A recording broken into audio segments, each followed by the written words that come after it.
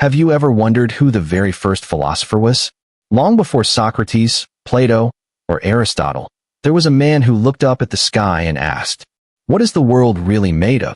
That man was Thales of Miletus, a Greek thinker from over 2,500 years ago, and he's often called the father of Western philosophy and science.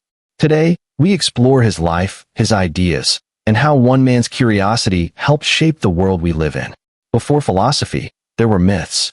The ancient Greeks believed the world was ruled by gods. Thunder came from Zeus. The seas were Poseidon's domain. Everything mysterious was explained through divine power. But in the 6th century BCE, in the vibrant city of Miletus, one man dared to ask a different kind of question. Not, what do the gods want? But what is the world made of? This man was Thales of Miletus, and he's often called the first philosopher in Western history. He didn't look to Olympus for answers. He looked at nature, logic, and reason. Thales was born around 624 BCE in Miletus, a wealthy Greek city on the coast of modern-day Turkey. He was a polymath, a philosopher, mathematician, astronomer, and even an engineer. He traveled widely, some say to Egypt and Babylon, where he studied mathematics and astronomy. Back home, he became one of the 7 sages of Greece, a title given to the wisest men of the time. Thales didn't write any books, so everything we know about him comes from later thinkers, like Aristotle and Herodotus. But what we do know is this: he changed the way people thought about the universe. Thales' most famous idea? That water is the fundamental substance of everything. To us, that may sound odd. But in a world where people explain nature through gods and myths, Thales said, no, there's a natural cause. And it's water. Why water? Because it's everywhere.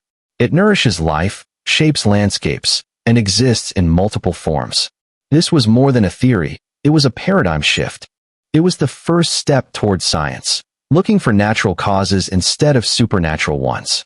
He also believed the Earth floated on water, predicted a solar eclipse, and contributed to geometry, like measuring the height of pyramids using shadows.